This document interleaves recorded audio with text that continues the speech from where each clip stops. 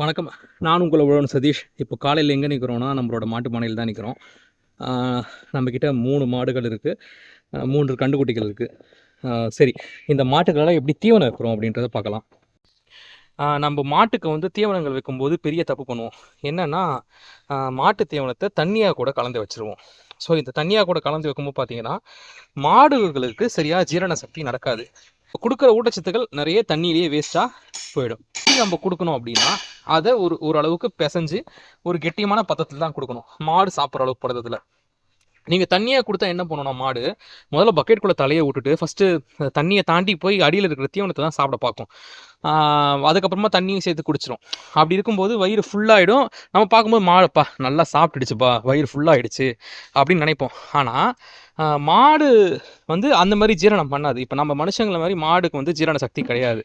ஏன்னா மாட்டுக்கு 2 குடல் அப்படின்னு சொல்லுவாங்க. ஸோ முதல்ல வந்து வயிற்று போய் ஸ்டோரேஜ் பண்ணிக்கும்.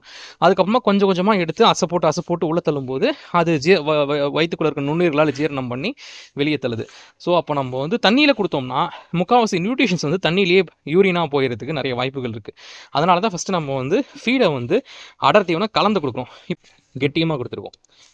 கொஞ்சோண்டு தண்ணி ஊற்றி கெட்டியமாக கலந்து கொடுத்துருக்கோம். எதுக்காக இப்படி கலந்து கொடுக்குறோன்னா, இதில் என்னென்ன கலந்துருக்கோம்னா தவிடு, புண்ணாக்கு, அப்புறமா குச்சி தீவனங்கள், இதுவும் இல்லாமல் பொட்டு, இதெல்லாம் கலந்துருக்கும். இது எவ்வளோ ரேஷியோனா 1 லிட்டர் பாலுக்கு 400 கிராம், 400லேருந்து 500 கிராம் வச்சுக்கலாம். ஸோ இப்போ 1/2 கிலோ அப்படி வச்சுக்கோங்களேன். இது வந்து ஒரு 6 லிட்டர் பால் ஒரு வேலைக்கு கறக்குதுன்னா 6 5 30 3 கிலோ தீவனங்கள் வந்து நான் இதில் வச்சுருக்கேன். ஸோ கரெக்டாக காலையில் நம்மளுக்கு 6 லிட்டர் பால் கிடைக்கும். இது இந்த இப்போ நிறைய பேர் இந்த தப்பு பண்ணுறதுனால மட்டும்தான் பால் உற்பத்தி பாதிக்கப்படுது. அதனால் இந்த மாதிரி ஃபீடு கொடுங்க. இது பாருங்கள், தீவனத்தை இது மாதிரி கெட்டியமாக கழிச்சு வைக்கும்போது மாடு எவ்வளோ அழகாக சாப்பிடுச்சு பாருங்கள். இதுதான் நம்ம புதுசாக வாங்கின மாடு. கண்ணு போடலை, இப்போ தான் மடி இறங்கியிருக்கு. இன்னொரு 1 வாரம் ஆகும் அப்படின்லாம் சொல்கிறாங்க. பார்க்கலாம்.